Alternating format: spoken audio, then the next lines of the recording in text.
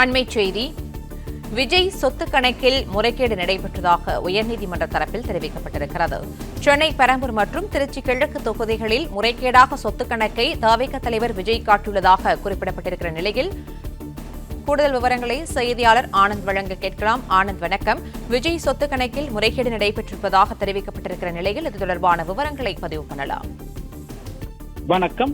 2 தொகுதிகளில் வேட்புமனு தாக்கல் செய்த விஜய் ஒரு தொகுதியில் சுமார் 100 கோடி ரூபாய் சொத்துக்கள் மதிப்பை குறைத்து காட்டியது முறைகேடானது என சென்னை உயர்நீதிமன்றம் தனது கருத்தினை தெரிவித்திருக்கிறது.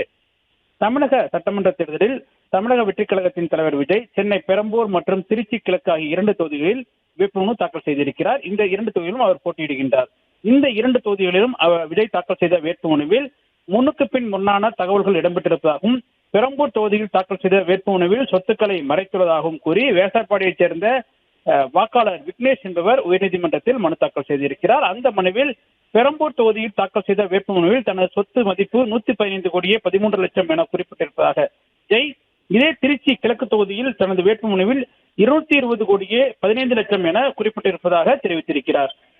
திருச்சி கிழக்கு தொகுதியில் தாக்கல் செய்த வேட்புமனுவில் குறிப்பிட்ட சொத்து மதிப்பை விட பெரம்பூர் தாக்கல் செய்த வேட்புமனுவில் குறைவாக சொத்து காட்டியது உண்மை தகவலை மறைத்திருப்பதற்கு சமம் என்பதால் விஜய் தாக்கல் செய்த வேட்புமனுவில் தெரிவித்துள்ள விவரங்களை, சொத்து விவரங்களை முழுமையானதாகவும் உண்மையானதாகவும் என விசாரிக்க வருமான வரித்துறைக்கு உத்தரவிட வேண்டும், தேர்தல் ஆணையத்திற்கும் இது தொடர்பாக உத்தரவிட வேண்டும் என கோரி அவர் தன்னுடைய மனுவில் தெரிவித்திருந்தார். இந்த வழக்கு உயர்நீதிமன்ற தலைமை நீதிபதி எஸ் தர்மாதிகாரி முன்பாகவும் நீதிபதி அருள்முருகன் ஆகியோருடைய அமர்வு முன் விசாரணைக்கு வந்தது. அப்பொழுது 2 தொகுதிகளில் வேட்புமனு தாக்கல் செய்தவர் ஒரு தொகுதியில் சுமார் 100 கோடி ரூபாய் அளவிற்கு குறைத்து காட்டியது முறைகேடானது என நீதிபதிகள் கருத்து தெரிவித்தனர். பின்னர் இந்த வழக்கு தொடர்பாக பதிலளிக்கும்படி வருமான வரித்துறைக்கு உத்தரவிட்ட நீதிபதிகள் வழக்கின் விசாரணையை அடுத்த வாரத்திற்கு தள்ளி வைத்து உத்தரவிட்டுள்ளனர்.